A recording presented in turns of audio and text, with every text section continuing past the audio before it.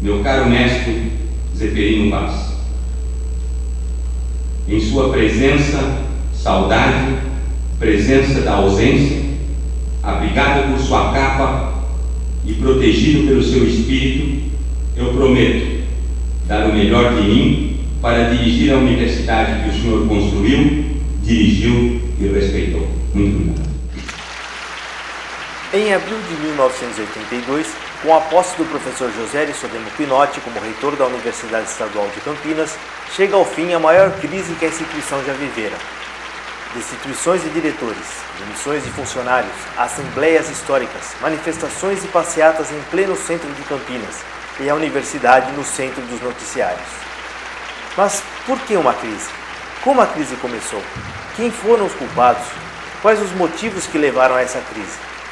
Com depoimentos de funcionários, alunos e professores que participaram diretamente desse fato, vamos recontar essa história e muitas outras.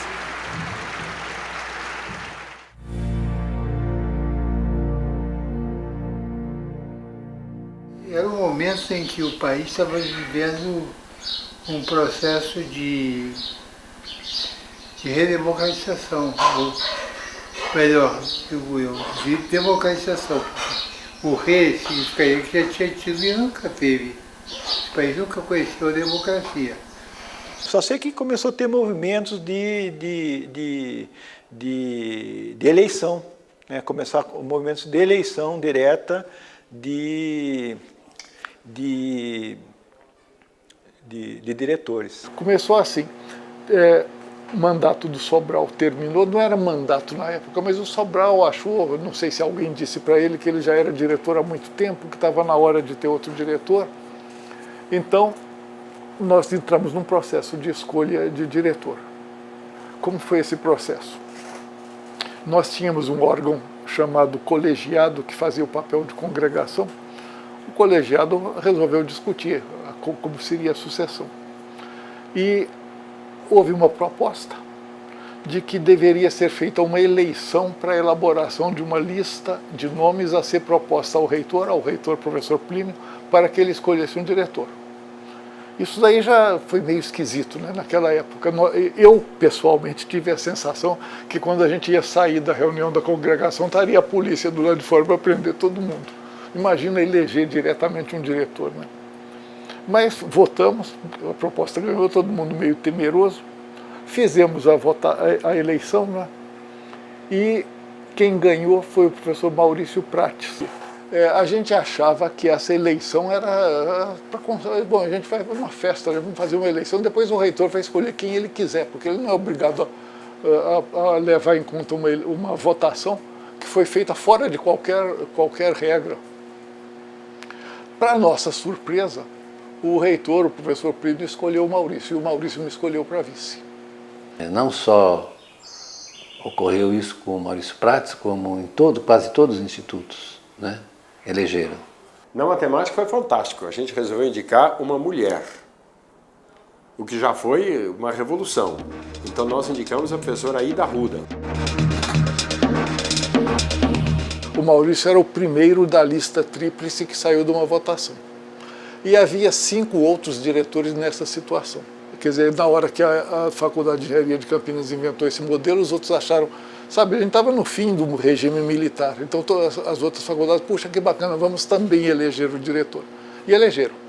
Então havia 6 diretores eleitos, quer dizer, escolhidos pelo reitor, mas dentre uma lista votada pela comunidade. Veja, isso não estava em nenhum regimento, nem nada, não era um processo oficial, mas funcionou desse jeito. Isso aqui é a fragilidade, a maioria dos diretores não tinha condição para ocupar o cargo por causa da lacuna que era a não institucionalização, né? Então nós estávamos numa espécie de vazio institucional, né? E isso foi ocorrendo nesse vazio, que foi bom, não foi ruim, foi bom, porque foi, né, integrando os professores no debate político da universidade, nos rumos da universidade. Na verdade, até decorreu um pouco do espaço, do vazio que se criou, o vazio institucional que se criou com o Plínio, né? Então as coisas acontecem assim, né? A minha postura sempre foi conservadora. Embora eu me considere efetivamente uma pessoa, um democrata, tá? E louvo a democracia sobre todos os aspectos, eu sou um conservador. Então, eu nunca fui favorável à eleição direta. Eu achava que se não houvesse, digamos assim, um respeito à hierarquização existente na universidade, essa democratização que se pleiteava, não ia contribuir, digamos, para que a universidade evoluísse de uma forma melhor. Então, eu defendia o sistema existente.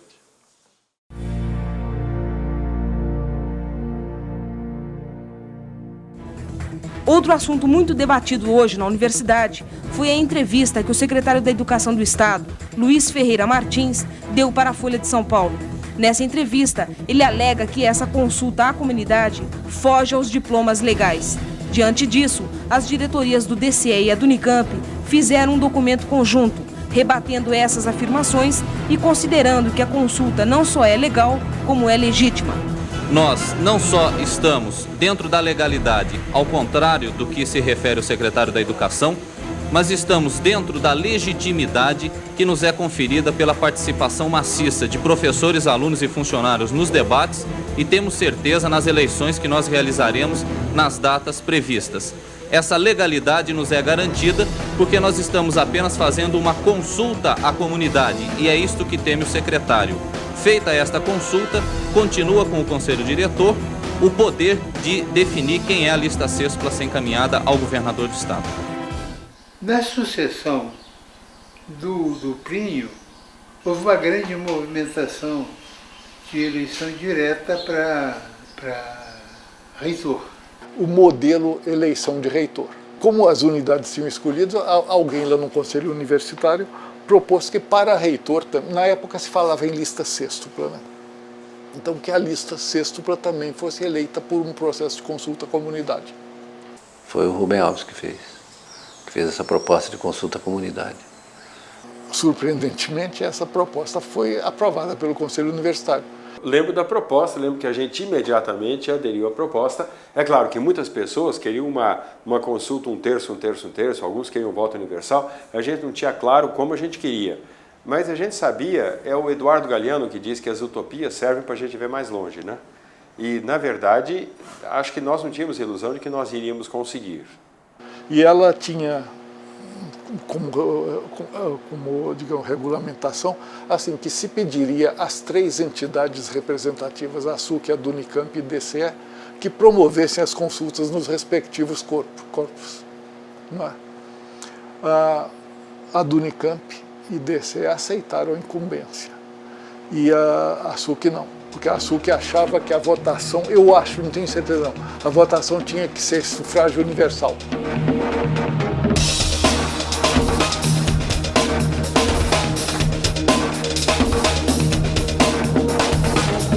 E o que o Conselho Universitário tinha proposto que seria um terço. Eu acho que os pesos eram esses.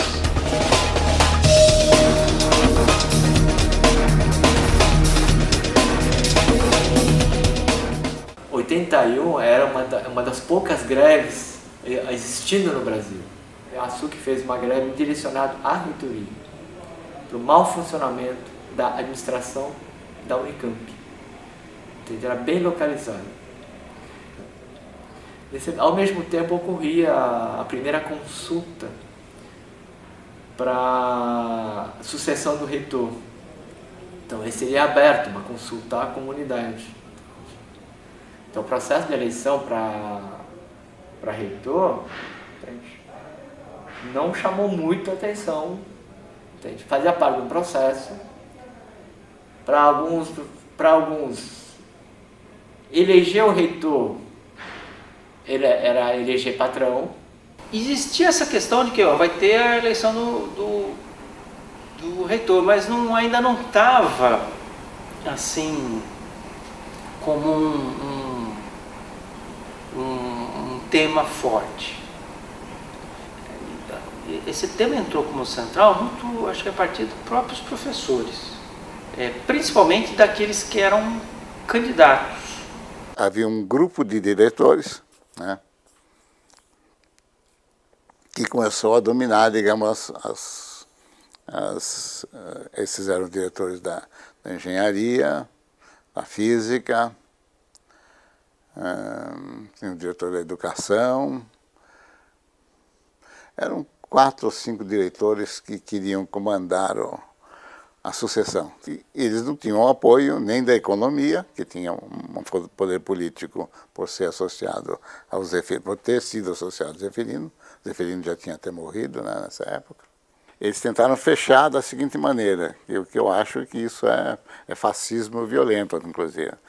Cada diretor dava o nome dos outros diretores para o seu grupo lá dentro, né? Ele mandava na sua coisa, tinha muita influência dentro de cada unidade, para impedir outros de entrarem. Então entraria só aquele grupo deles. Eles não competiam entre eles entravam, negociavam entre eles, né? Para fechar a lista entre eles, dos 6. E eu, inclusive, acho que rompi.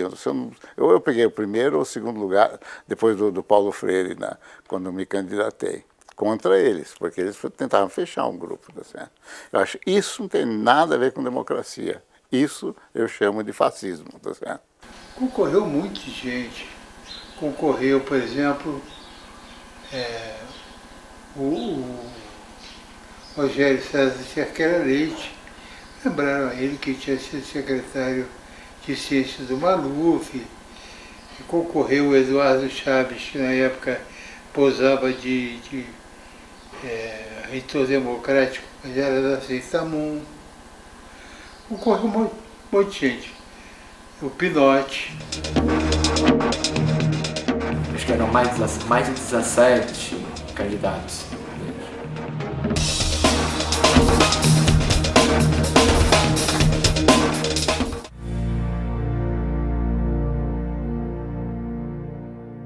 E eu me lembro que o que nós fizemos foi realmente nós começamos a organizar debate. Eu me lembro de ter participado dos debates, porque fazia parte do jogo naquela época, né? Não acho que assim deve ser escolhido um reitor, mas em todo caso eu participei, tá certo? Eu me lembro em especial de um debate no ciclo básico, com vários desses candidatos, que foi assim eu não me lembro exatamente do que eles falaram, mas eu me lembro assim que causou uma impressão muito assim legal, sabe? Você sentia assim muito orgulho de estar, até me arrepia aqui, cara, de estar participando daquele negócio lá. Era uma discussão muito profunda sobre a questão da educação, sobre o papel da universidade, né? Mas não me lembro de ter existido um debate tão profundo como existiu naquele dia no ciclo básico. E outros debates que aconteceram também sobre o papel da universidade, e eram pessoas assim, extremamente capacitadas. E o nosso papel foi de organizar e chamar os estudantes para ir lá. Eu me lembro que eu corria a universidade em salas de aula, vamos para o debate, não sei o que mais, papá. Eu assistia todos os debates e tudo, claro, né? Isso mexia com todo mundo, via aquele pessoal falar, e a gente... Todo mundo achava, a lembrança que eu tenho, todo mundo achava que o primeiro colocado fosse escolhido o reitor. A gente queria consolidar um processo, a gente estava muito preocupado em tentar que aquilo virasse um espaço conquistado. E teve uma época, uma pergunta que se você não for tiver entre ali, você aceitaria ficar entre aquela coisa, né? E eles se provocavam um pouco, essa cena eu me recordo muito bem, né? Bom, todo mundo disse, não, sentido, e o Pinotti deu uma resposta muito evasiva, né?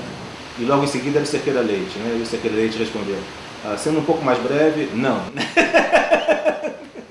Esse eu me lembro, o pessoal riu. De uma certa maneira, essa iniciativa não nasceu dos estudantes, mas eu acho ela teve lá o seu auge foi no momento dos debates e principalmente nos debates com os estudantes, porque eu acho que assim, o ciclo básico cheio, lotado, não sei dizer quantas pessoas tinham lá, mas assim, era muita gente. Mas no decorrer da campanha, tanto eu como o professor Eduardo Chaves da Educação, né, fomos muito pressionados a retirar a candidatura. E sobre os argumentos esquisitos, o pessoal dizia, não, você vai ter pouco voto, é melhor retirar a candidatura. Mas aí eu já tinha me candidato, mas se eu vou ter pouco voto, eu não me elejo. Qual o problema? Eu não quero mesmo ser reitor, não vou retirar a candidatura, não. Na hora que eu me candidatei, eu continuo. E a gente continuou, tanto eu como o Eduardo Chaves também sofreu essas pressões.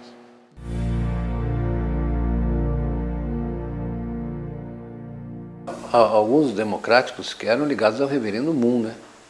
Então houve uma denúncia de que esse grupo de diretores estava ligado à seita Moon. Agora, o que acontece? A seita Moon promovia um congresso pela unidade, para a União das Ciências. Como ela se chama Igreja da Unificação, tem um nome assim, né? Ela inventou essa história. E nesse congresso, ela pagava tudo. Então, a estadia, coisa, e convidava prêmios Nobel para participar, coisas assim. Então eram congressos assim, muito interessantes do ponto de vista turístico-científico. Eles caíram numa armadilha, na verdade. A seita Moon convidou-os para participar de alguma coisa em algum lugar e eles não se comprometeram com nada, simplesmente foram convidados, tinha passagem paga e foram. Eles tinham muito dinheiro. O pessoal até diz que é dinheiro da CIA, essas coisas todas. Mas não aderiram a nada. Então a acusação foi uma desculpa também, né? Eles não eram da seita Moon. Eles foram convidados, não sei por que eles aceitaram, mas aceitaram e foram. E aí a acusação da seita Moon foi brava. Então eu não sei qual foi a intenção, não. É cisânia, né? Quer dizer, quanto mais a gente brigasse, era melhor para os nossos adversários, digamos. Talvez fosse uma coisa. Eu não vejo razão para Rogério Cerqueira Leite ter se metido nisso, né? Não, eu sei quem foi, mas eu não vou dizer para você quem foi, mas não fui eu. Não, se fosse eu teria dito, não, né? Acontece que, para começar, saiu no Jornal do Brasil, e eu não tinha relação nenhuma com o Jornal do Brasil, né? Não, se saísse na Folha, podiam dizer que fui eu, né? Ou mesmo no Estadão, mas lá no Rio de Janeiro. Alguém que foi na reunião do Moon contou para o Cerqueira que viu alguém lá, certo? Na época, de fato, parecia isso, né? Hoje eu não acusaria, não. Naquela época foi usado contra mim por questões eleiçoeiras, tá certo? Esse grupo dos democratas, tá certo? Achou oportuno, né? Não, fomos acusados disso, vamos jogar a acusação em cima do Rogério, tá certo? Acho que foi isso que eles fizeram. Acho que eles acharam oportuno e político, boa política botar em cima de mim. Porque não havia razão nenhuma para desconfiar de mim. Porque, tudo bem, eu tinha uma certa influência na Folha. Mas eu tinha que escrever para o Jornal do Brasil também. Eu tinha os meus artigos de domingo da Folha, eram reproduzidos no Jornal do Brasil na segunda-feira. Eu tinha boas relações, podia ter feito, certo, de fato. Podia ser, mas eu não tinha uma relação desse tipo com o Jornal do Brasil mais. Eu lembro que correu como um rastilho de pólvora pela universidade. A seita Moon tinha um monte de professores. Aqui o Chaves, né, como que é? Eduardo Chaves, né? Parece que tinha relações com a seita Moon. Acho que o Biratã também tinha, mas era aquele troço da paz, né? Movimento da paz, entendeu? Esse paz é uma palavra-chave que acoberta um monte de trambicagem, de guerra, inclusive, sabe? Eles não eram membros, mas eles eram associados de alguma maneira. O Eduardo Chaves nunca negou que fosse. Os outros dois disseram que não, que recebiam uns favores, mas tinha mais gente, não tinha não? Mas teve mais, viu? Teve vários professores daqui, eu não vou citar o nome porque eu não quero confusão com essas pessoas. Mas a tal da seita Moon, dizer que a gente era da seita Moon é um ridículo total, né?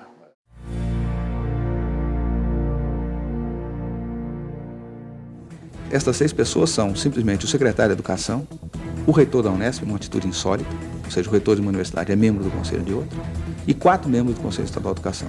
Ou seja, o governo do Estado vem diretamente dentro da Unicamp, vem diretamente se instalar dentro da universidade e opinar sobre os problemas da universidade. Então, nós achamos que isto se trata realmente de uma intervenção branca.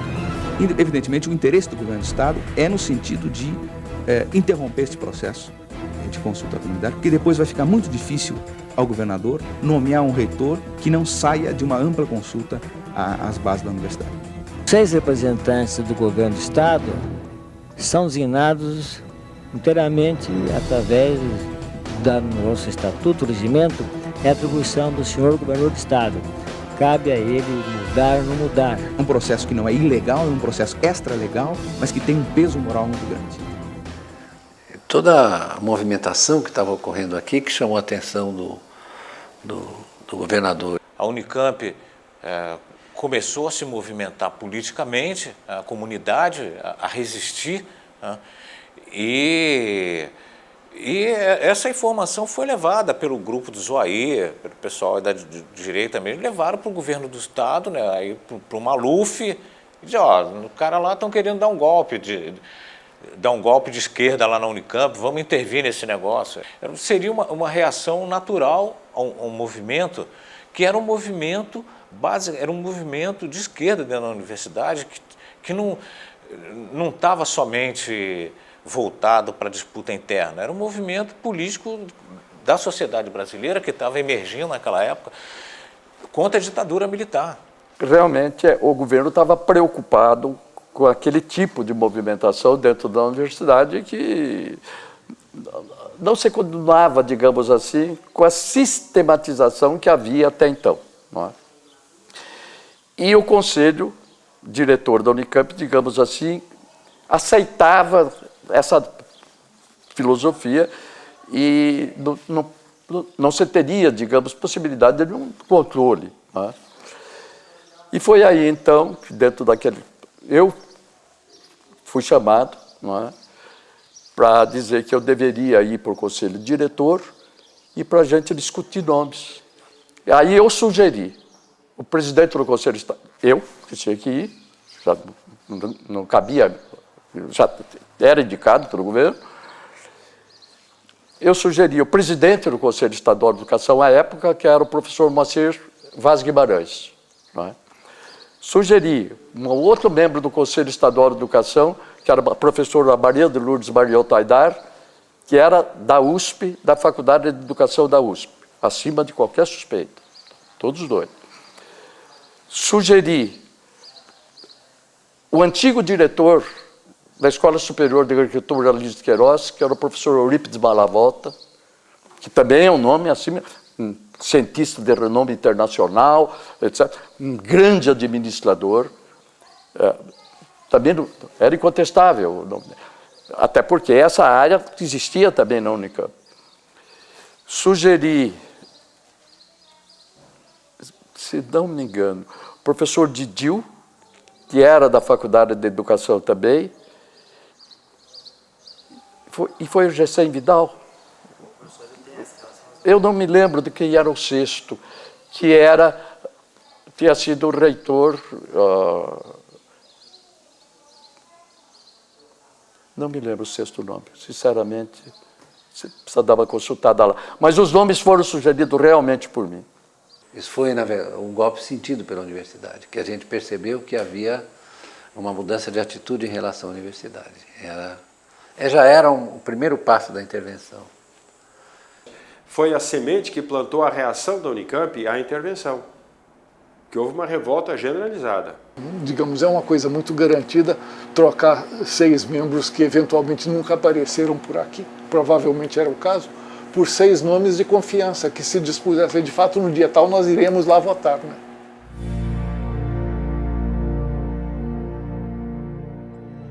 A Unicamp iniciou a semana sem 8 de seus diretores de instituto, que foram exonerados dos cargos, e sem os 14 membros da Associação de Servidores, que foram demitidos pelo reitor Plínio Alves de Moraes.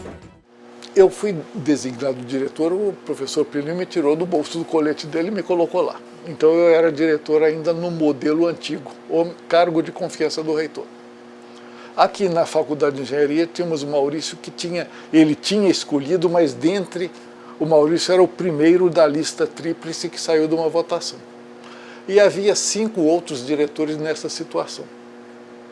E o que o Maluf fez? O Maluf destituiu todos os diretores que tinham sido escolhidos por um processo democrático. E foi de uma penada e tirou todos e nomeou interventores. Então a coisa se ficou muito polarizada e esse pessoal ligado ao Plínio fez, digamos, a preparação e convenceu o governo do Maluf, né? O próprio Maluf deveria estar porque ele centralizava tudo, então ele estava envolvido, mas eu não tenho provas concretas, mas o governo Maluf mandou então uma intervenção. As diretorias foram substituídas por pessoas que vinham geralmente da USP, e a qual eu chamei publicamente de reserva imoral da USP.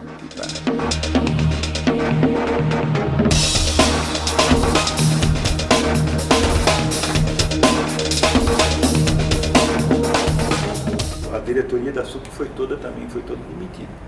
Toda a diretoria. Clóvis Garcia, Beloy. A gente abre o jornal no sábado, a gente vê o noticiário, quer dizer, isso trouxe um caos na universidade. Foi um ato de força do reitor, que eu me lembro, a demissão foi que a gente trabalhava mal e que não cumpria horário, quer dizer, coisas assim. Isso eram inverdades, né? Imediatamente, a gente acionou o jurídico que dava suporte à SUC, né? A advogada era Tereza Domingues, né? Era advogada da SUC, que era militante da Convergência Socialista, tinha sido trazida pelo Clóvis, né? E ela já foi acionada para cuidar de entrar com os recursos jurídicos. Em movimento de ascensão, claro que você sabe que a tática é capar a liderança, mas quando o movimento está muito forte, é localizado e tal, você vai capar a liderança dentro da universidade. Pergunta que foi feita, a universidade não tem nem, a universidade fez assim, vamos apoiá-los. O que fizeram? O fundo de greve pagou o nosso salário. Então deu uma banana para o Maluf, na verdade. Falou, você puniu, que legal, eles vão continuar aqui mesmo, dentro da universidade, e vou continuar ganhando. Eu trabalhei normalmente, todo mundo trabalhou normalmente, eu recebi meu salário direitinho para o fundo de greve, né? E depois devolvi o salário que eu recebi para o fundo de greve. Uma coisa absolutamente madura, foi um aprendizado para o movimento, isso aí. Eu tenho a impressão que a questão dos funcionários foi menos a ver com a intervenção e mais uma maneira que talvez uma preocupação futura de ter uma SUC com dirigentes combativos como era também. Agora, é claro que naquele tempo não tinha um orçamento independente.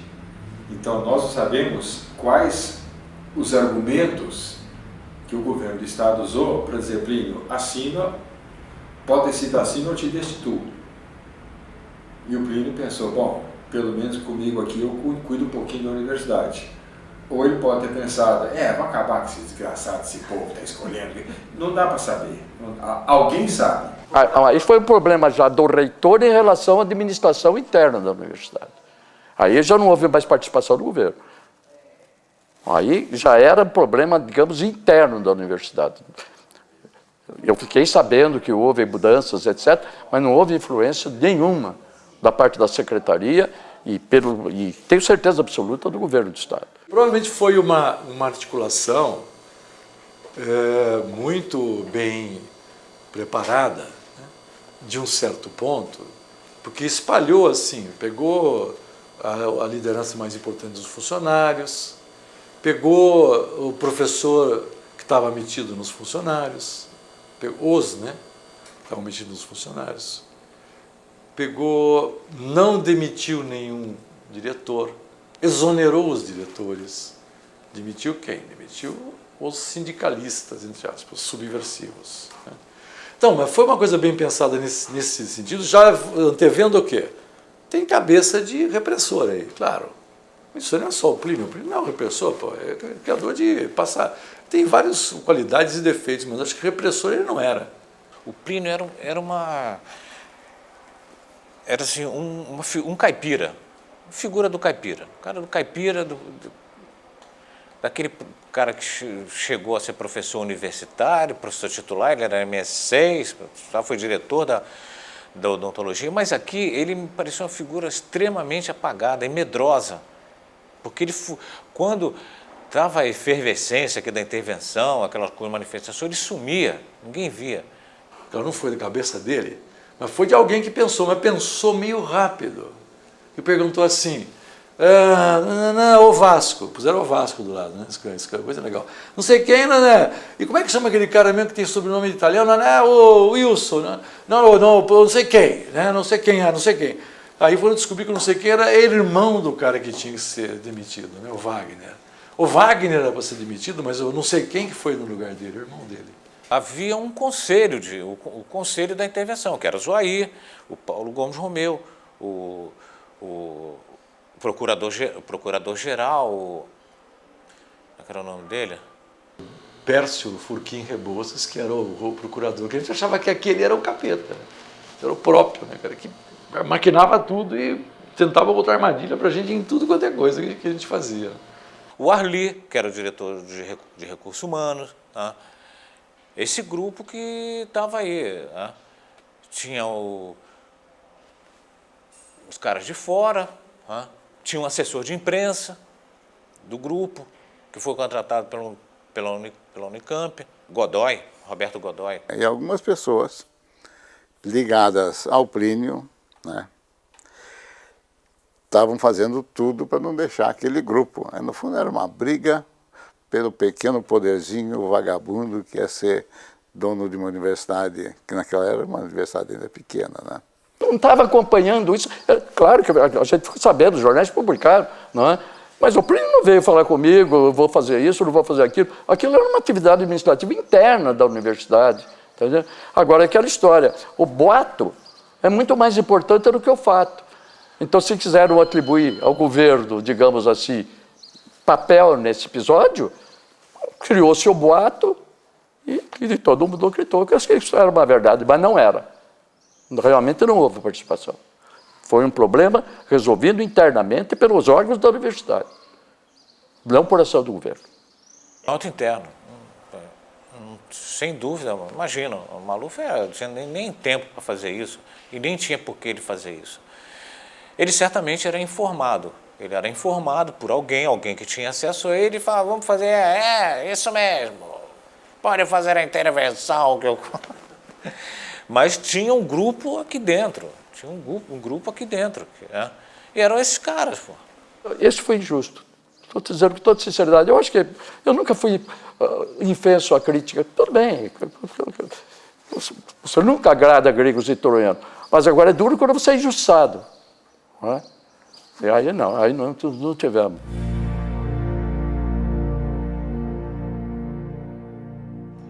Durante todo o dia foram realizadas assembleias no prédio básico. Mas foi aqui no restaurante 2 da universidade que se reuniu o maior número de pessoas. Toda a população da Unicamp se concentrou aqui. Funcionários, professores e alunos. E a finalidade principal desta mobilização de mais de 4.000 pessoas foi a de resistir e exigir a volta dos diretores exonerados e dos funcionários demitidos. Bom, aí houve uma mobilização grande, né? Começaram as assembleias, começaram as discussões, começaram as divergências. Eu me lembro de uma assembleia, de várias assembleias em que nós divergimos a respeito de como conduzir. O que foi importante para a gente num dia de chuva, a gente colocou mais de 5.000 pessoas lá no Bandejão, no RU, no atual RU. Foi a assembleia de maior número, acho que aquilo deu peso e visibilidade de que o movimento não ia arredar a pé. E eu acredito que aquela assembleia deu o tom da resistência do movimento.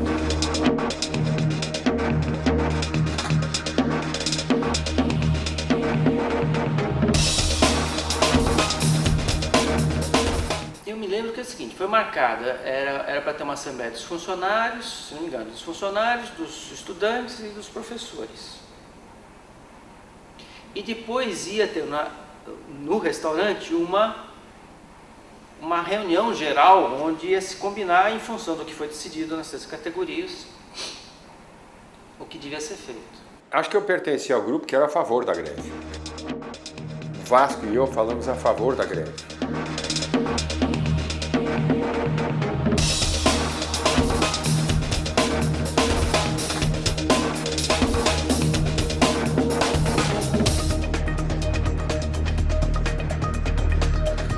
Mas eu me lembro que a Assembleia da Unicamp foi muito difícil. Agora, eu me lembro também que, em geral, as pessoas do Instituto de Matemática, quase 100% eram a favor da greve. Mas havia pessoas do IFISH, talvez da economia, que eram radicalmente contrárias à greve. Eu me lembro que antes da Assembleia dos Estudantes, me chegou a notícia que o pessoal da economia está fazendo uma assembleia lá do Instituto, professores, alunos e funcionários, para decidir. Não tem isso. É a Assembleia Geral dos Estudantes, a Assembleia Geral dos Funcionários, não tem assembleia para o Instituto. E eu fui lá, e um clima pesadíssimo contra o DCE. E eu me lembro que quem dirigia a Assembleia era um professor, acho que chamava Sérgio. E eu comecei a falar, e aconteceu uma coisa que nunca tinha visto no Unicamp. Ele me interrompeu no meio, falando que o que eu estava falando era besteira, que eu estava sendo repetitivo e que não ia falar mais. E não deixou eu falar. E eu só falei para ele o seguinte: olha, essa assembleia aqui de vocês não vale nada, o que vale é que está lá dos estudantes daqui a pouco. Se vocês quiserem ir lá para votar, é lá que vale, aqui não vale nada. E fui embora. Então existia um clima, foi montado um clima de terror contra a greve. Não tinha clima ameno nessa época, né? Ameno, impossível, né? Havia uma efervescência muito grande, um medo muito grande de que isso terminasse mal. Pelo menos é assim que eu sentia, né? Posso falar por mim, né? Eu não sei quando, mas eu fui chamado para uma discussão do Unicamp e que estava lá o Paulo Renato. Não sei se o Paulo Renato era o presidente, o que ele era. E foi muito, não foi nem duro, ele foi realmente, assim, distratou a gente. Ele não queria de maneira nenhuma que a gente aprovasse a greve. E eu perguntava, e o que nós vamos fazer? Não tinha resposta. O Unicamp tinha propostas mais prudentes, porque a gente tinha a preocupação, primeiro, de não sair dando porrada no inimigo, que ele era mais forte. Foi dizendo, batendo no peito que a gente tinha tanta força, que a gente sabia mais ou menos a força que a gente tinha. Segundo, a gente já estava nesse ponto, a gente já tinha contatos nessa hora. O Paulo Renato, que era um baita de um articulador, já tinha contato com um monte de gente, já tinha, sabe, que estava dizendo para ele, não deixa radicalizar, vai devagar que a gente mexe aqui. Porque ninguém queria que tivesse intervenção de tropa aqui dentro, nem que viesse um reitor militar para a Unicamp, cara, ninguém sabia o que podia acontecer. Teve uma hora que ele começou a falar um monte de besteira, eu saí, fui embora e levei a discussão para o DCE, estão contra e tal. Eu me lembro que nessa discussão o pessoal da pós da economia defendendo também contra a greve. O problema de estratégia, era contra naquele momento, daquela maneira. Mas isso é assim mesmo, tinha gente que ia lá e propunha coisas improváveis, porque a gente não tinha força suficiente para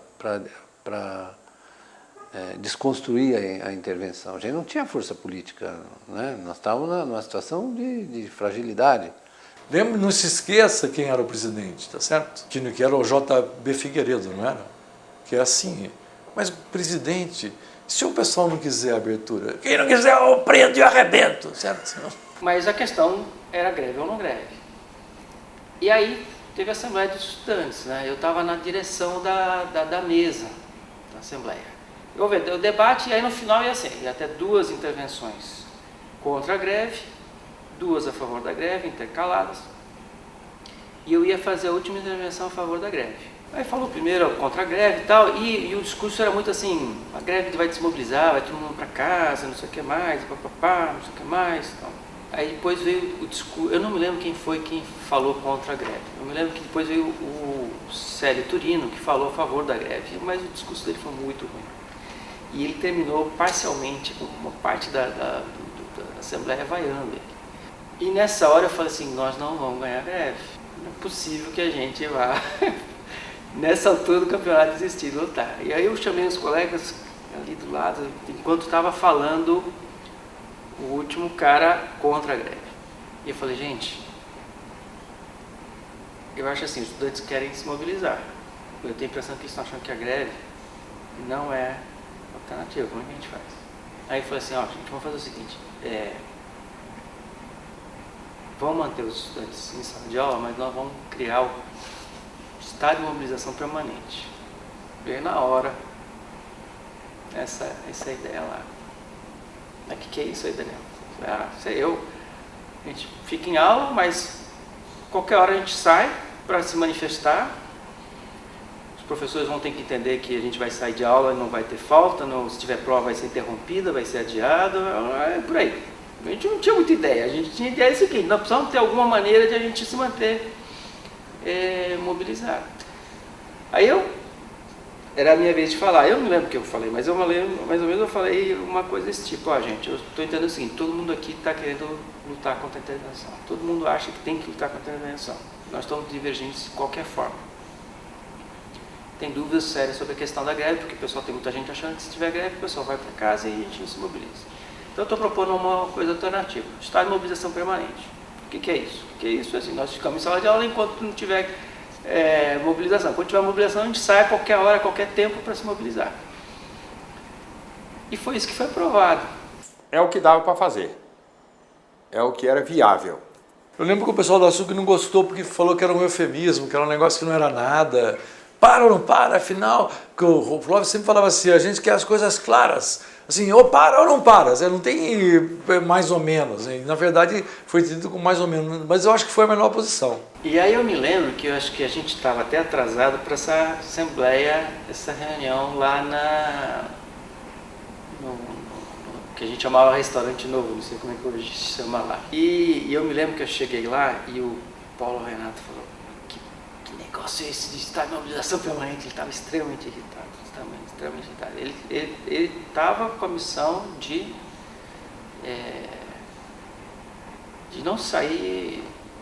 Ele até acho que concordava em fazer alguma manifestação na Assembleia, mas você enfrentar de frente a intervenção não queria.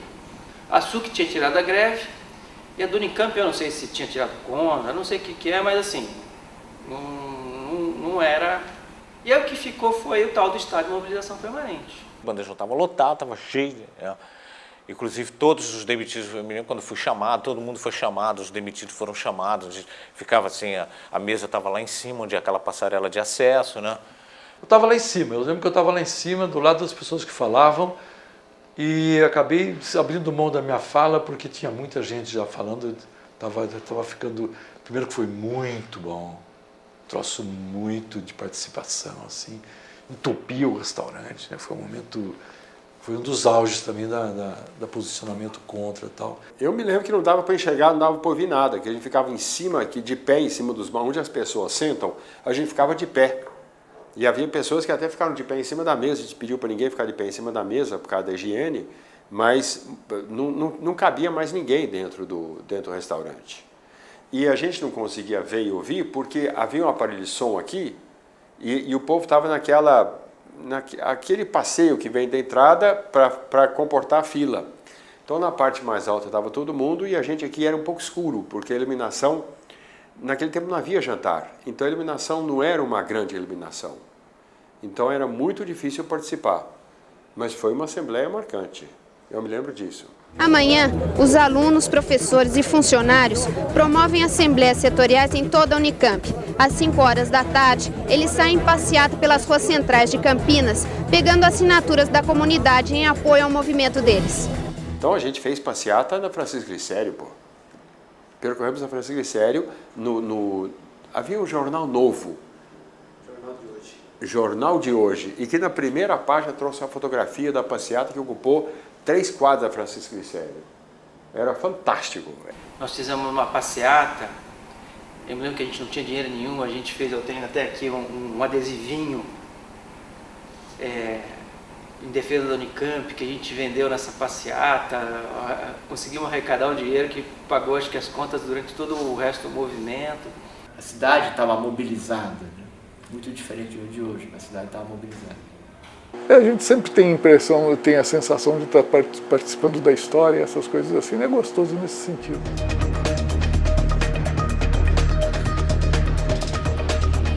Era as peruas do DOPS para cima e para baixo, então era uma situação inédita. O camburão passava aqui, a polícia passava efetivamente, ameaçando os caras com revólver e tudo mais, era coisa feia.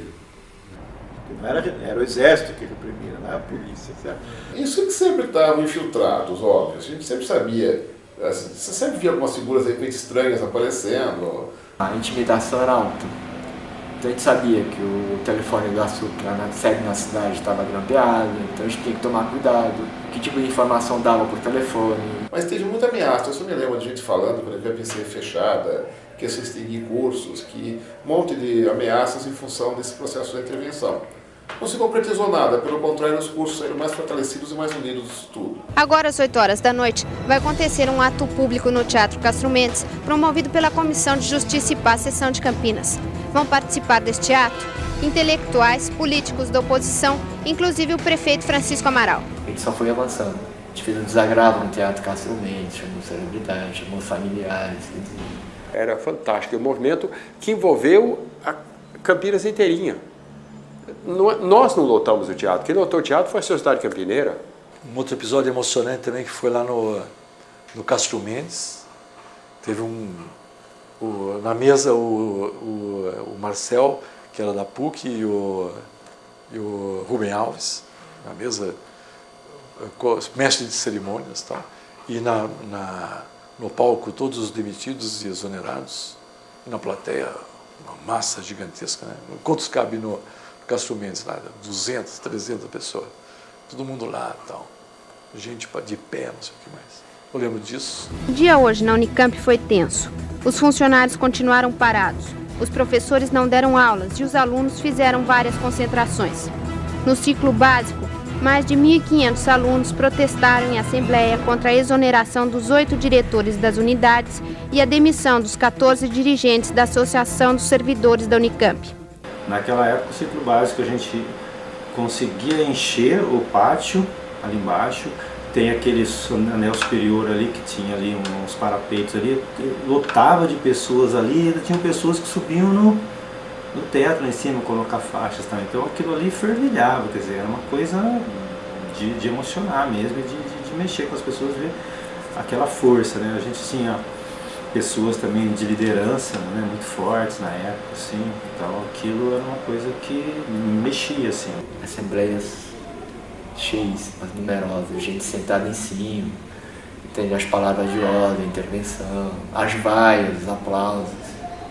O palco era o ciclo básico, né? Aí houve uma interação mais conjunta, que a gente conseguiu vir da Santa Casa para cá, a saúde vinha com ônibus, aí começou a ceder ônibus, a gente vinha com ônibus para cá, lotávamos o pátio do básico, e aquilo ficava assim, dias e dias ali, dançando, cantando, acampado. Os alunos também vieram com muito mais força do que é hoje para a briga, comprando a briga também. Aí a intervenção foi ferrenha. Por enquanto, somente 2 novos diretores assumiram. Na Química, Geraldo Clarete de Melo Aires, e na Faculdade de Educação, Eduardo Daruge. O senhor é a favor desse movimento? Eu não sou a favor, porque tudo isso poderia ser realizado sem nenhum movimento grevista e de discórdia e de desentendimento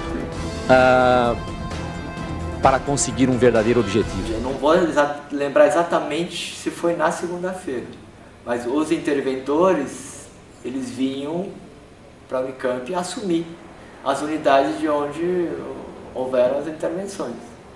Eles inventaram aquelas coisas, que a caça ao interventor. E era interessante que isso não foi uma coisa organizada pelo DCE. O DCE, a gente não tinha ideia, a gente tinha ideia um pouco daquelas manifestações tradicionais. Vamos fazer passeata, vamos fazer um ato público, vamos fazer assembleia, não sei o que mais. Mas isso de enfrentar o interventor dentro dos institutos Foi uma coisa que nasceu espontâneo. A gente no DCE, a gente ficava meio que correndo atrás das manifestações que estavam acontecendo nos institutos, né? Todas as unidades reagiram de maneira muito parecida. Os atos não eram iguais, mas a reação era muito semelhante. E assim, o que me marca muito do período da intervenção foi justamente quando essas pessoas chegam na universidade para tomar posse de suas funções no lugar dos diretores que tinham sido exonerados.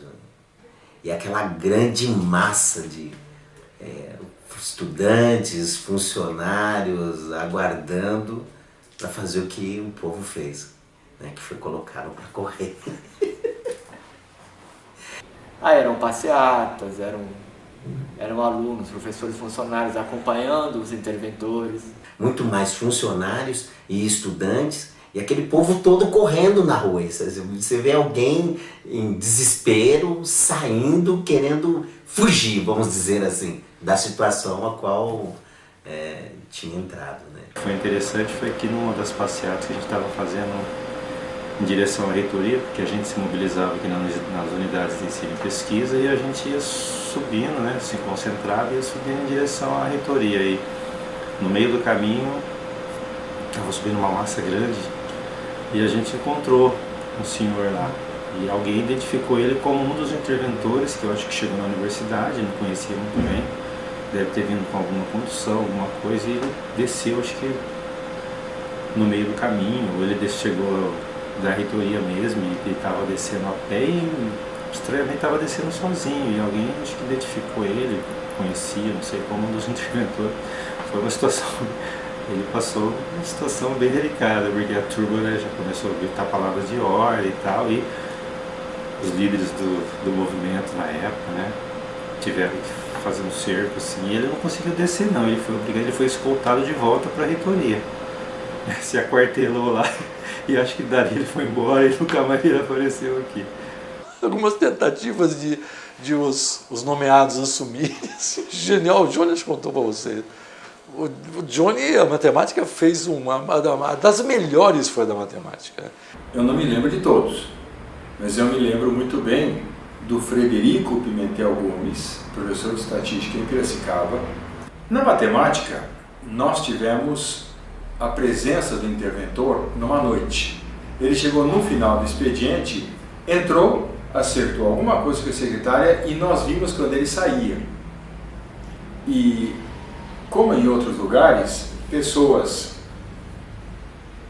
mais experientes reagiram de maneira muito mais violenta à intervenção do que nós, os docentes mais moços. Eu me lembro que eu segurei um colega meu do Instituto de Computação, hoje no Instituto de Computação aposentado, mas ele é muito mais pesado que eu. E eu fui tentando segurar porque nós tínhamos como princípio não encostar a mão no interventor. O desafio era expulsá-lo moralmente.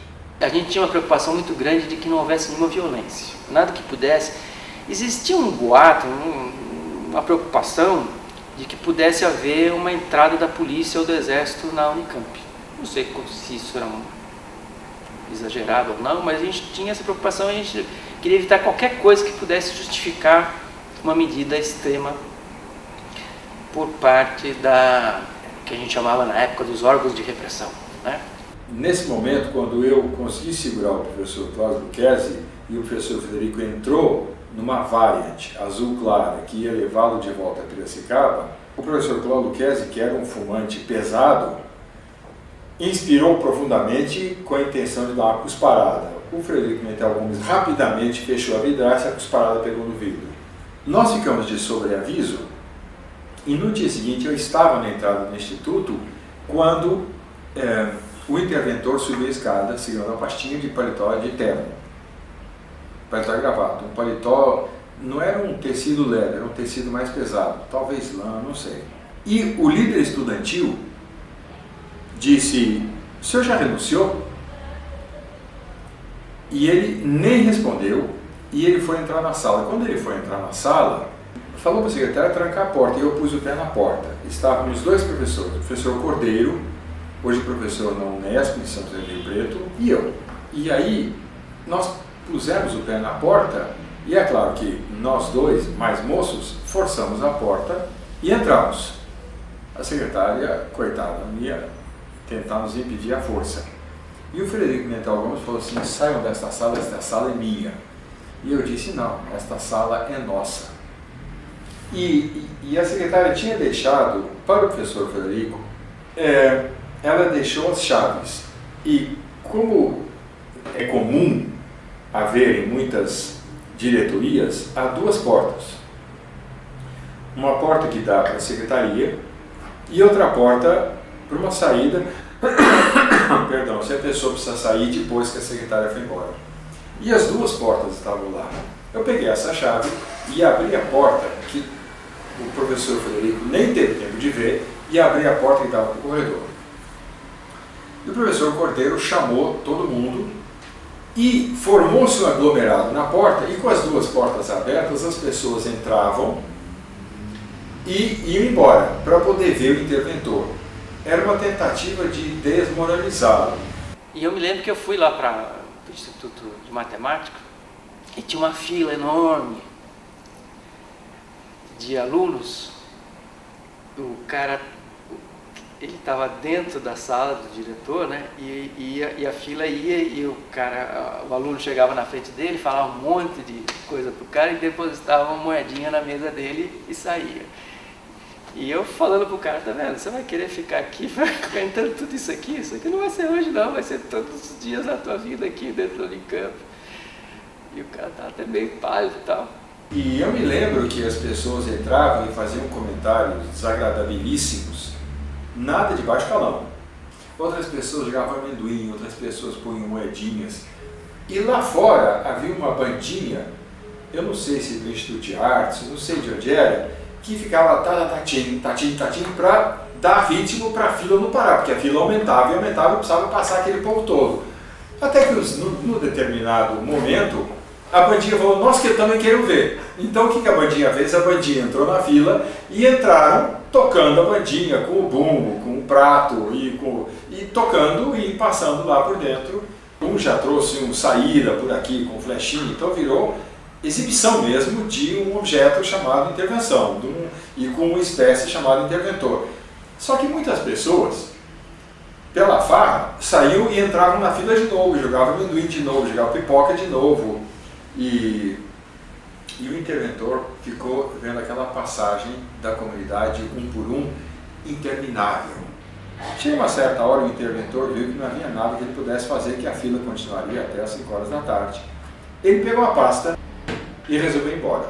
Saiu pela porta que estava indicado saída, só que ele, muito corajosamente, tinha dito ao carro: pode ir embora, que ele ia ficar. Então ele não tinha carro. Então ele saiu para seguir mais ou menos o mesmo caminho que o carro dele fizera na véspera, que é sair de MEC, a mão é para a direita. Então ele começou a andar, e a passeata cresceu, e passou em frente à filosofia, cresceu. Passou em frente ao estudo de linguagem, cresceu. E foi aumentando, e a passeata foi aumentando, e ele perdeu a saída para a reitoria. Ele começou a fazer a volta toda de novo. É claro que a gente gritava palavras de ordem: vai embora, volta para o teu túmulo, o que você está fazendo aqui, você não tem vergonha. Até que quando a passeata passou pela segunda vez em frente ao EMEC, ali mais ou menos onde é o ginásio que estava em construção, a passeata ultrapassou e fechou o caminho para o interventor. Então ele saiu e tinha mato, era mato.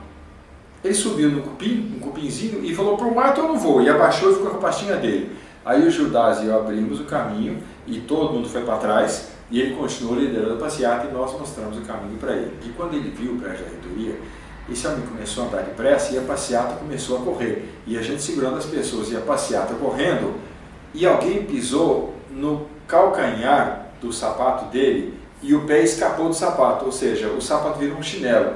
E lá foi aquele coitado daquele senhor, muito mais velho do que a gente, imagina, ele tinha sido interventor em 64 na Rural, subindo a escada da reitoria para se ver livre daquela horda de bárbaros, com o sapato servindo de chinelo. Não foi uma situação fácil para ele.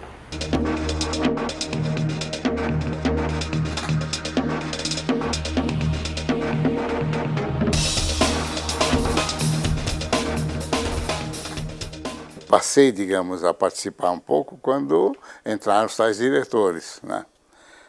Porque aí foram trazidos os tais diretores de fora, etc.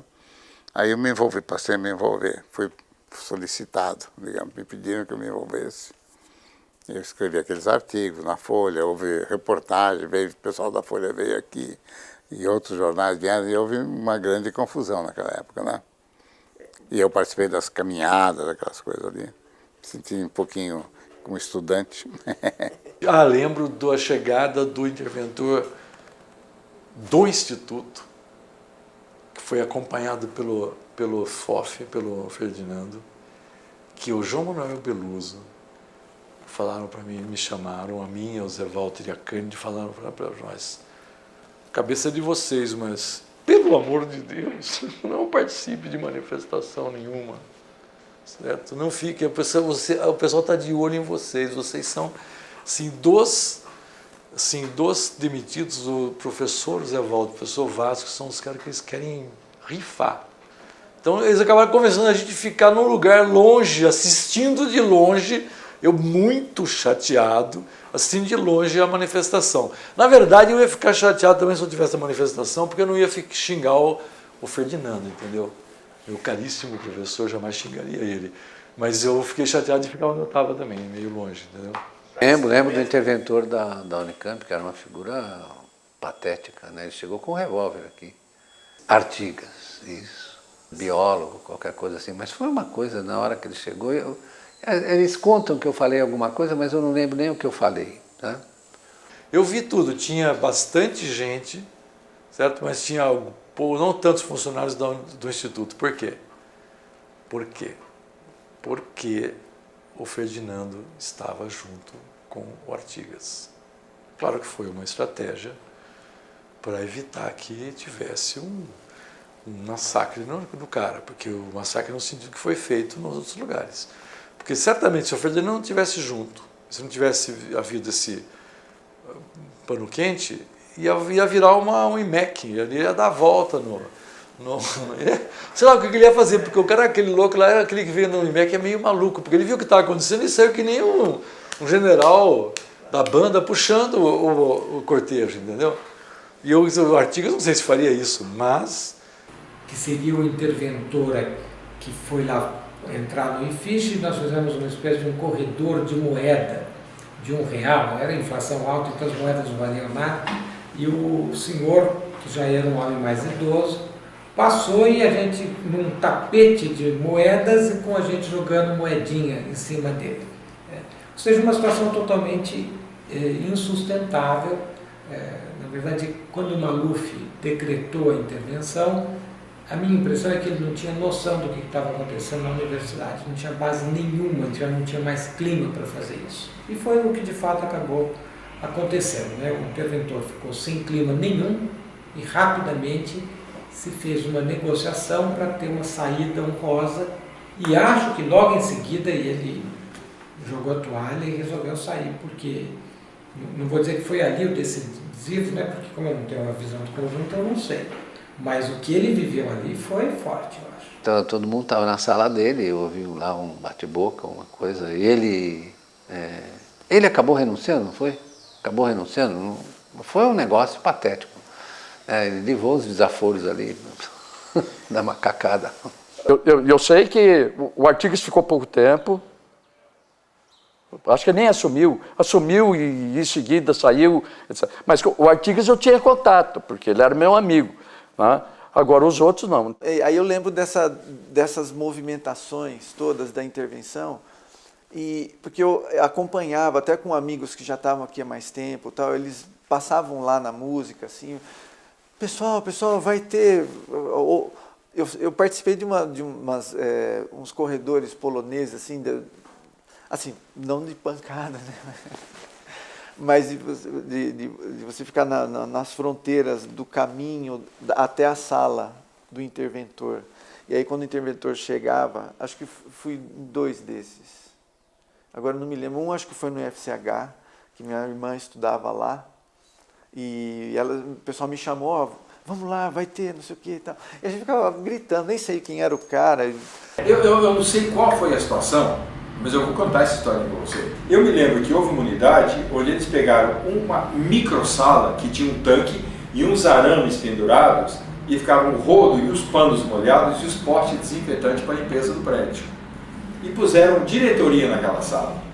E fizeram um corredor, não um corredor polonês agressivo, mas as pessoas encostadas na parede, batendo palmas à medida que o interventor entrava.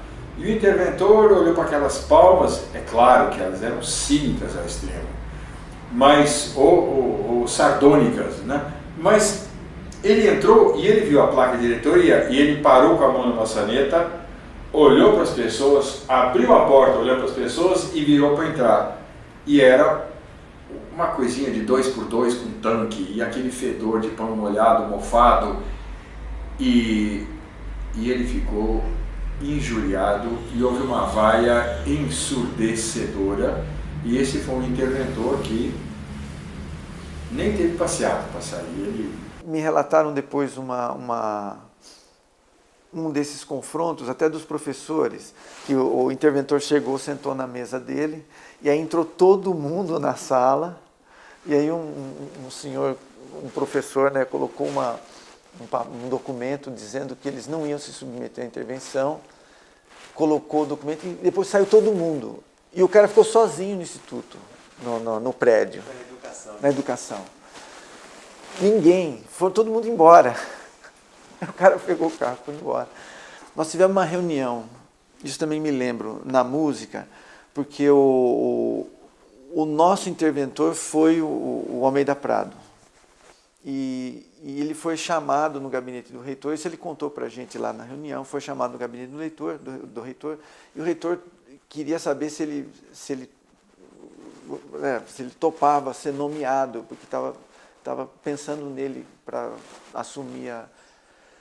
E aí o Almeida Prado, do jeito dele lá, ele falou, gente, né, eu peguei, porque eu falei, eu posso ajudar.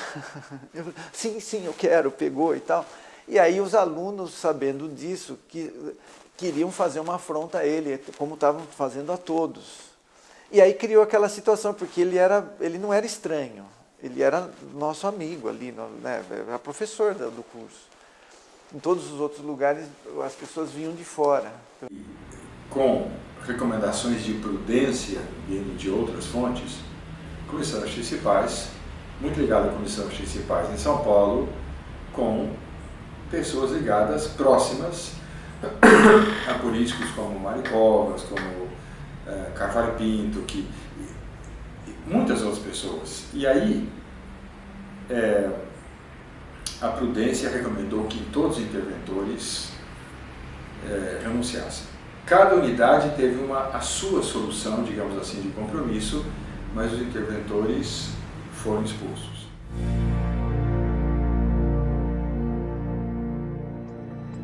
Além de toda esta movimentação, começou hoje às 10 da manhã a eleição dos 6 reitorados. Até quinta-feira, professores, alunos e funcionários do campus em Barão Geraldo, das faculdades de Piracicaba e Limeira e do Colégio Técnico vão votar uma lista de 6 nomes que o antigo conselho diretor havia se comprometido a oficializar e enviar ao governador Paulo Maluf para a escolha do futuro reitor. Saiu o resultado das eleições para a lista sêxtupla.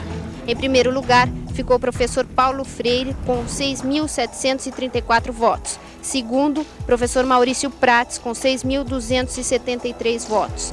Terceiro lugar, Carlos Franck, com 5.417. Em quarto, Rogério Cerqueira Leite, com 5.118 votos. Quinto, Iário Burian, com 4.794. Em sexto lugar, Eduardo Chaves, com 4.567 votos. O comparecimento às urnas foi de 64%. No caso da Unicamp, a consulta acabou se consolidando, né? Quem que entrou na lista? Primeiro, Paulo Freire. Foi nome símbolo, talvez, né? Quer dizer, o Paulo Freire, ele não participou de nada, né? Não conversava com a gente nem nada, mas era um nome nacional. Maurício Prates foi em segundo lugar da lista, né? Depois entrou Rogério, acho que a ordem foi essa, Rogério Cerqueira Leite III, Carlos Franco IV, eu não sei se a ordem foi essa. Eu fui quinto e Eduardo Chaves sexto. Né? Então veja, tinha fora o Rogério Cerqueira Leite, que não era mais diretor, e o Freire, 4 da lista eram dos diretores, daqueles que conversavam. Aí fizeram uma reunião depois de eleita a lista aqui, dizendo que aquela lista não estava boa, que aquela lista não ia passar. Então precisava mudar um pouco a lista. E mudaram a lista. Então a lista que saiu, que foi para o Conselho Universitário, não era a lista da comunidade. Eduardo Chaves e eu fomos retirados da lista. Claro, eu concordei, porque eu numa reunião, o cara diz, você está atrapalhando. Eu dizer, não, mas eu faço questão. Fica parecendo que eu estou fazendo questão porque eu quero ser reitor.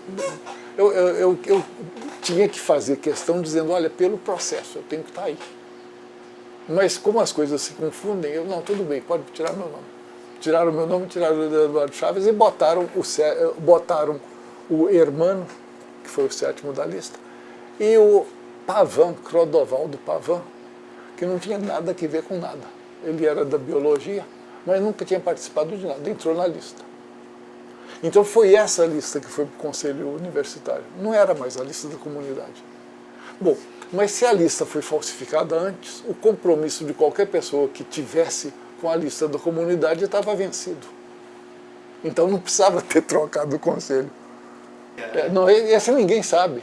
Mas, por exemplo, o Jeromel, meu colega, ele estava aqui quando ele soube, a gente terminou essa reunião, quando ele soube que a lista tinha sido mudada, o Jeromel tem uma expressão, é o fim do mundo.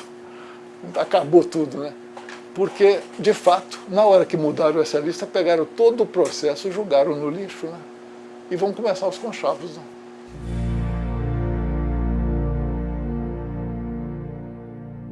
Hoje, o reitor Plínio Alves de Moraes, da Unicamp, convocou os membros do Conselho Diretor para uma reunião na próxima sexta-feira, às 3 horas da tarde. Nela, devem ser escolhidos 6 nomes, que serão levados ao governador para a escolha do novo reitor. Mas a do Unicamp decidiu em assembleia hoje que tentará adiar essa reunião para o período de aulas. Como é que vocês vão tentar impedir essa reunião na próxima sexta-feira? Em primeiro lugar, nós estamos já fazendo contatos com conselheiros, tentando convencer alguns e reforçar o convencimento de outros de que nós não devemos fazer a reunião agora.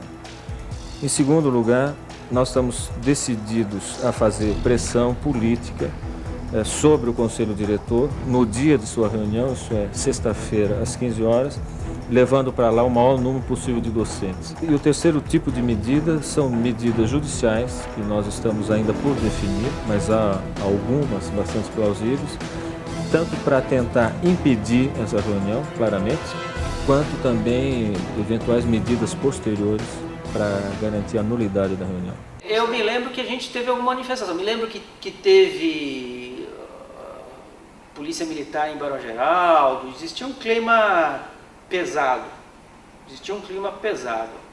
na época. No meio da discussão, da briga que estava, né, como é que faz, porque é o seguinte, como é que faz no conselho, né? Porque naquele instante tiveram 2 coisas, uma consulta geral, que tirou uma lista, no meio de, 13 candidatos, e tinha o caminho normal.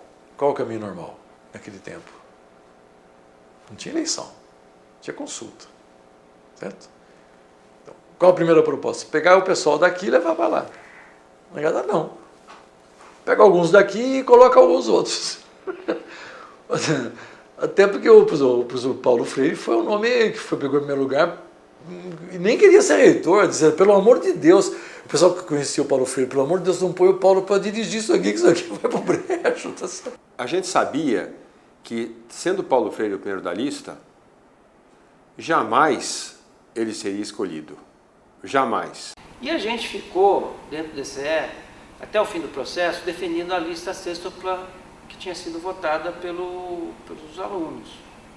Então, a gente não sentia nem confortável de discutir alguma alternativa que não fosse aquela. Mas, bom, aí como é que evolui? Vai para o Consul e faz o que no Consul? Bom, o caminho que se achou, pô, de vai e volta, o único razoável, né? Leva em conta essa lista lá de que maneira? Tentando colocar como pretendentes, como candidatos, pessoas que constaram em algum ponto daquela lista. Muita gente que estava na lista do Consul, não lembro quais foram agora, estava na lista, não na ordem, né? Estava na lista da comunidade.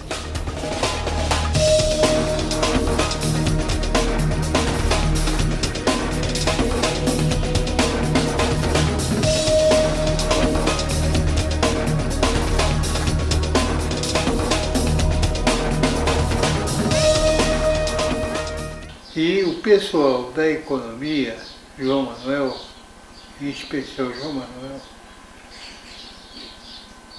Peluso eu não sei, mas é provável. Mas o João Manuel tem certeza. Fizeram um acordão com o Maluf. Isso nunca foi explícito para a gente. O que estava implícito em toda a conversa é o pessoal da economia conseguiu fazer um acordo com o Maluf de preservar a economia. O inimigo está ali, à vista. Ninguém menospreza o inimigo. E acho que também não sobreavaliou, certo? Botou ele no lugar que ele podia cumprir. Sim. Quem que ele engole? Quem que ele é e quem que vai ficar muito ruim se ele disser não? Pô, pega um nome imbatível. Tinha vários. Talvez se pusesse Cesar Lattes, se pusesse o próprio Cerqueira. Bom, aí vem para dentro da universidade. Quem é o nome que a universidade quer? A universidade não queria o Cerqueira. Aí vai, né, discute com quem que você discute? Quem que vota no Consul? Pronto, aí você faz o quê? Você faz o colégio eleitoral do reitor. Com quem você vai discutir, fazer política, para ver quem é que coloca na lista para o Maluf indicar? Vai ficar impensável o Maluf não indicar. Você vai colocar quem? Bom, aí você faz, com quem que você conversa? Com eleitores, certo? Você vai falar com diretores de instituto, diretor de faculdade, representante de docente. Já o pessoal da economia, eles já tinham uma forma mais articulada, mais organizada de fazer política. Eu não participava disso. Mais à esquerda do que nós, não tinha ninguém na universidade. Essa que é a verdade. Embora eu tenha reagido um pouco naquele tempo que era moço, hoje, olhando para trás, assim, o que dá para a gente fazer? É que eu digo assim, gente, nós vamos chegar num impasse e vai ser um inferno. O que dá para a gente fazer para a gente... Não era só o instituto que via desse jeito, tinha vários outros institutos que vinham assim também, né? Faculdades que vinham desse jeito. A estratégia qual é? É ganhar o poder de uma forma esperta. Você tem que ser astuto. Você tem que jogue as regras do jogo e ganhe da melhor forma possível. Então ele falando, não dá para, não vai emplacar o Paulo Freire, pô. Até a gente gostaria, tá? Mas não vai dar, pô. Mas nós vamos ficar insistindo. O que a esquerda radical faz? Não, nós vamos, é Paulo Freire até o final. Se não for o Paulo Freire, não é ninguém.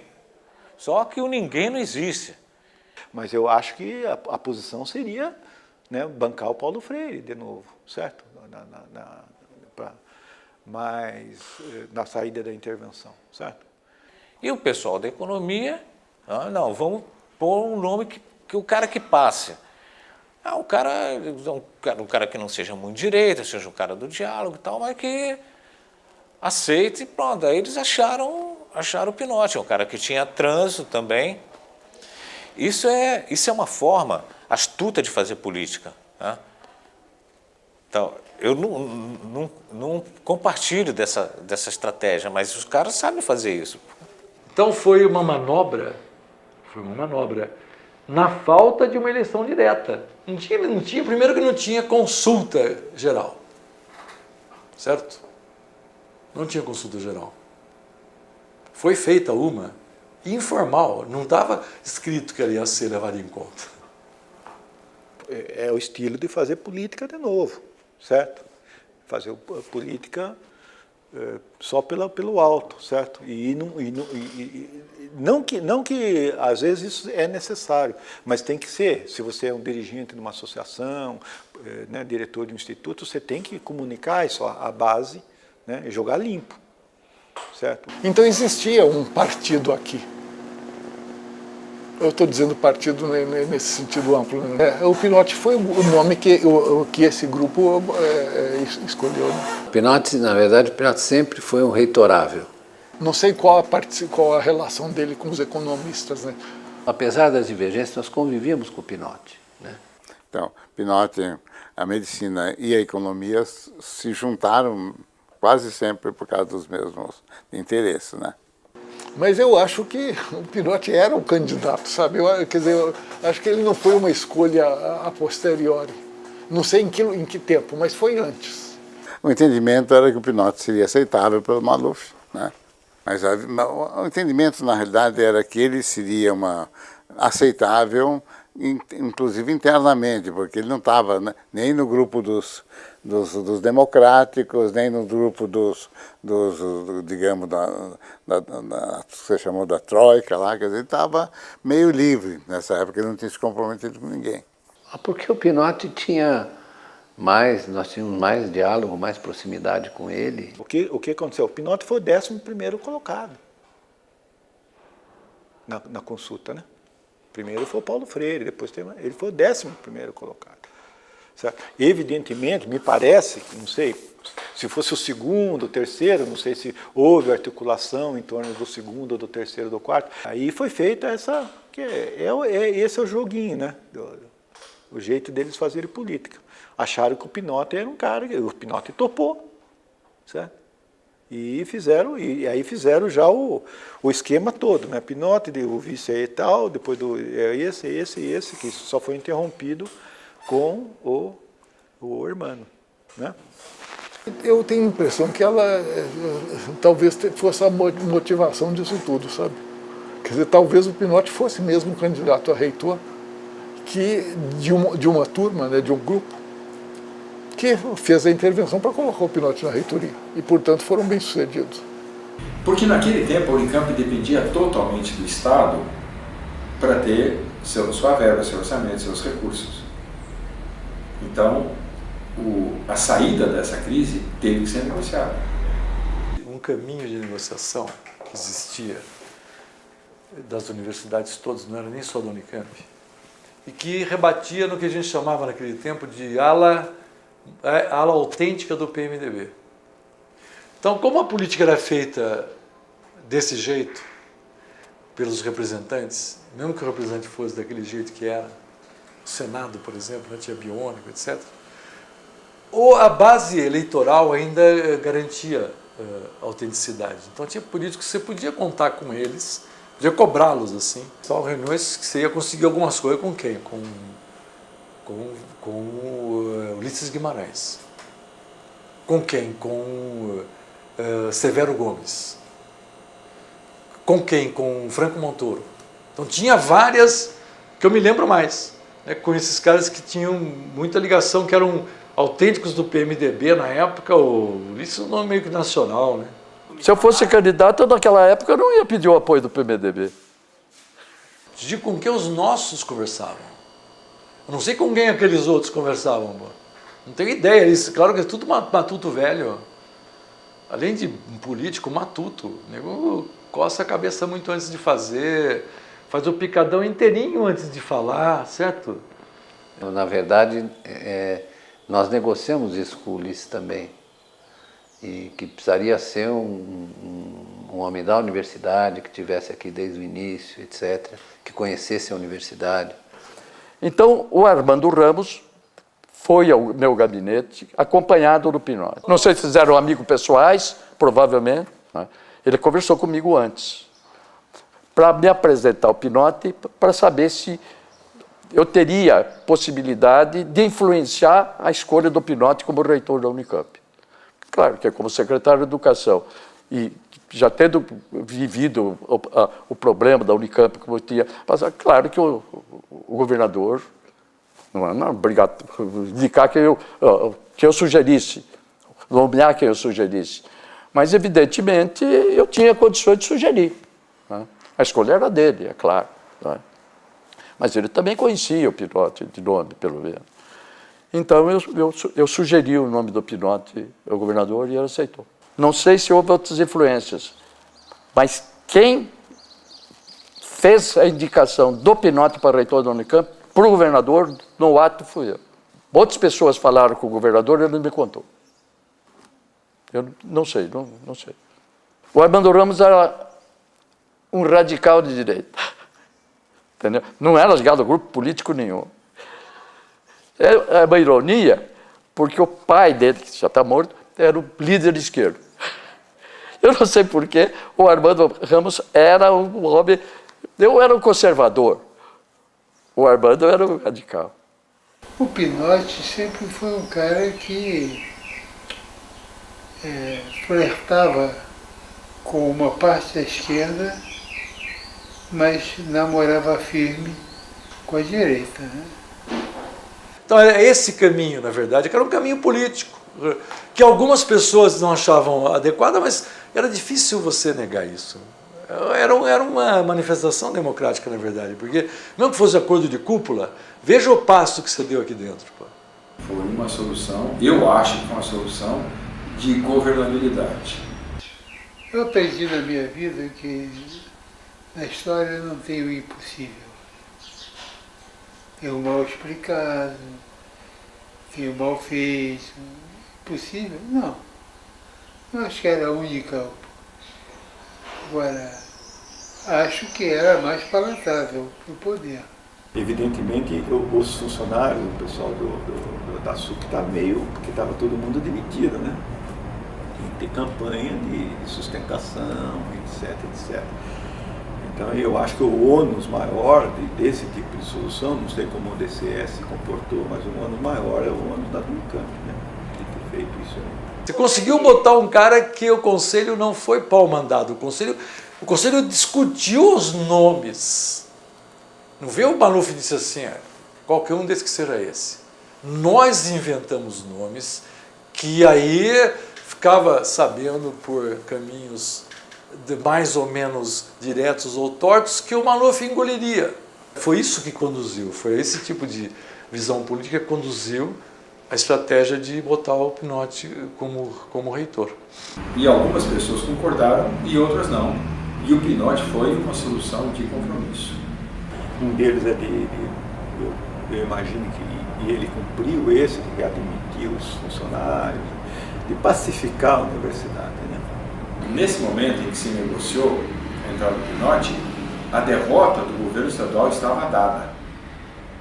Estava imposta a derrota. Não havia mais intervenção.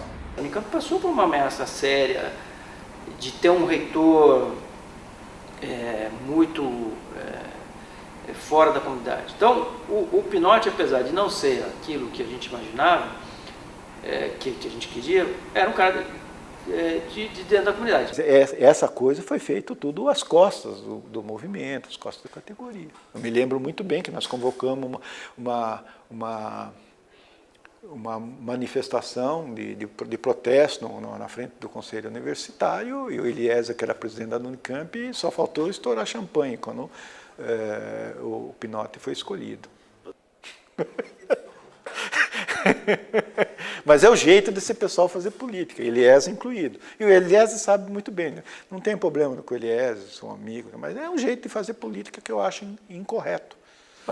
Eu sei que meu nome ficou, digamos, ligado a esse episódio de uma forma negativa, eu entendo, né? Mas é aquela história, você da vida se vê à frente de determinadas situações, você tem que responder por elas se você tem alguma responsabilidade, não é? E foi o que aconteceu comigo no episódio da Unicamp. Eu não tinha nada a ver com a universidade em si, admirava o trabalho que estava se fazendo lá, e ocorreu isso e eu acabei sendo partícipe importante no sentido negativo do episódio.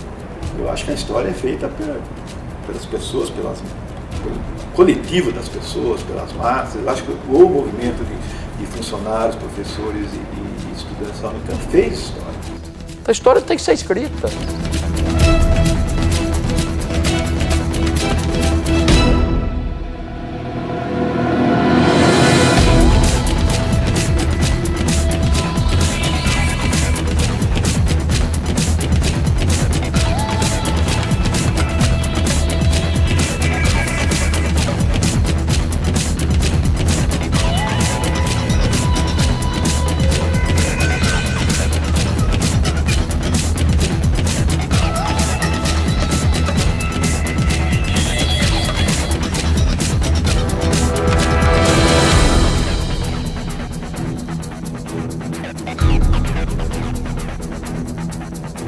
Plínio.